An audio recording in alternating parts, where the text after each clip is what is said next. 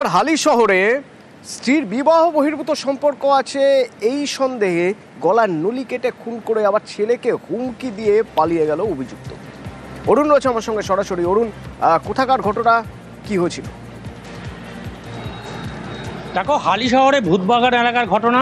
এই সময় স্বামী উজ্জ্বল মণ্ডল, তার স্ত্রী জ্যোৎস্না মণ্ডল এই পরস্পরের মধ্যে অনেকদিন ধরে স্বামী সন্দেহ করতো। স্বামী কিন্তু বাড়িতে থাকতেন না। হঠাৎ করে আজ সকালবেলা টালি, যখন এই মহিলা ঘুমোচ্ছিলেন ভোরবেলায়, তখন স্বামী বাড়ির ঘরের টালি খুলে সেই ভিতরে নামে এবং ধারালো অস্ত্র দিয়ে কিন্তু স্ত্রীকে এলোপাতাড়িভাবে কোপায় এবং দরজা খুলে সে বেরিয়ে যায়। এই ঘটনাস্থলে মৃত্যু হয় স্ত্রীর।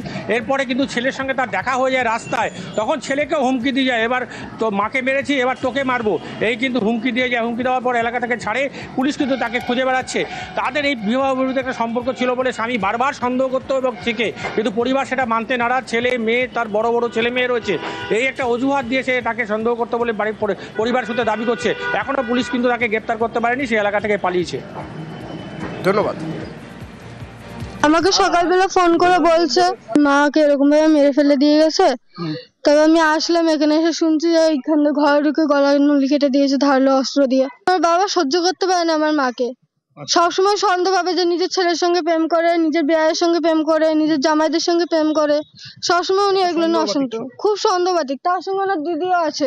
ওনার দিদি এখন বলছে যেন আমার দাদাকেও যেন মেরে দেয়, আমাদেরকেও যেন মেরে দেয় ওনার ভাই। এটা বলছে ওনার দিদি। আমরা চাইছি ওনার দিদিরও শাস্তি হোক আর ওনার ফাঁসি হোক, উজ্জ্বল মণ্ডলের ফাঁসি হোক। রাতের বেলা ঘুমাচ্ছিল, তখন আমার শ্বশুর টালি খুলে ঢুকে আমার শাশুড়ির ছুরি দিয়ে গলা কেটে মেরে ফেলেছে। আগাগোড়াই আমার শাশুড়ির উপর টর্চার করতো। আমার শ্বশুর উজ্জ্বল মণ্ডল। হ্যাঁ, আর ওনার দিদি ওনাকে সাপোর্ট করতো। হ্যাঁ, ওনার সন্দেহ রোগ ছিল একটু আমার শাশুড়ির উপর। এর আগেও আমরা কেস করেছি, ওনার নামে কেস আছে থানায়। আর এটা এখন পুরো উনি আগেই বলেছিল আগে মারবো, আমার শাশুড়ির আগে মারবে, তারপর আমার স্বামীরা উনি মারবে, তারপর আমাদেরকে মারবে। ওইভাবে কাটে না, কুমড়ো কাটেছে।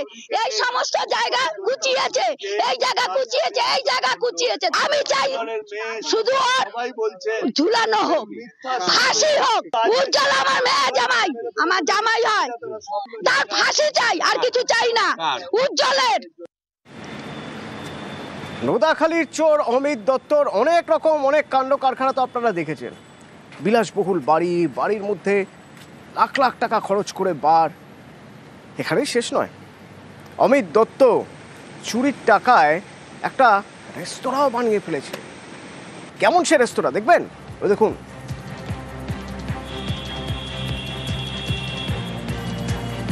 কিন্তু এই রেস্তোরাঁ চলেনি।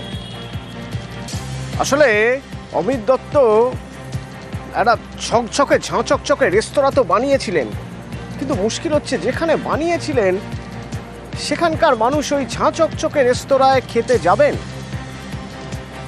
তাদের আর্থসামাজিক দিক থেকে তা পারমিট করবে তো? হয়তো এটাই সমস্যা। আরো ভালো বলতে পারবে সমীর রয়েছেন আমার সঙ্গে সরাসরি। সমীর, রেস্তোরাঁ চললো না কেন?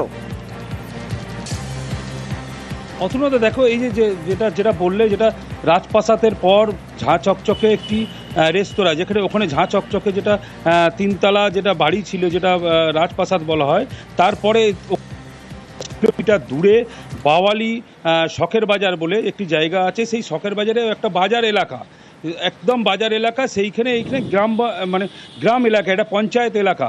কিন্তু এটা কলকাতায় যেরকমভাবে ঝাঁ চকচকে একটা রেস্টুরেন্ট হয়, সেই রকমইভাবে ইনি তিনতলা, প্রথম নিচে একটা হোটেল, তার উপরে আবার বার আছে। এইটা আবার কেউ সবাই যেতে পারে না, তার তো নিকটে লোক যেতে পারে। এবার এই গ্রামীণ এলাকায় সেইখানে এইরকম রেস্টুরেন্ট চলবে না আর চলেনি। এবং সেই কারণে 2 বছর আগে হোটেলটা তৈরি করা হয়েছিল। তারপরে হোটেলটা চললো 2 মাস চললো, তারপর বন্ধ হয়ে গেছিল, আবার চলেছে, কিন্তু হয়ে গেছিলো, আবার চলেছে। কিন্তু সব থেকে বড় কথা হচ্ছে, এই শখের বাজার এলাকায় কেউ যদি এত বড় করতে চায়, কোটি টাকার খরচা এইখানে করা খুব সম্ভব নয়। কিন্তু চোরের অমিত চোরের মতন, যে চোর অমিত, সে ছাড়া আর কেউ করতে পারবে না। সেই করেছে, করার পরে এবং দীর্ঘদিন চলার পরে কিন্তু চলেনি।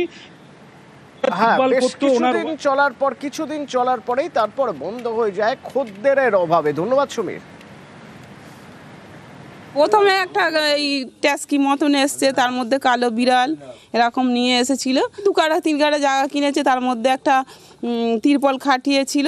এইটুকুনি দেখেছি। যে এখন যে এরকম সিস্টেম আমরা কোনোদিন দেখিনি। ভিতরে যে এত কিছু জায়গা, কিছু এই বাথরুম কিংবা ঝাড়বাতি, ডাইনিং টেবিল ফেবিল এরা জীবনে আমরা দেখিনি। কি করে জানবো যে এরকম এর ভিতরে যেরকম চলছে?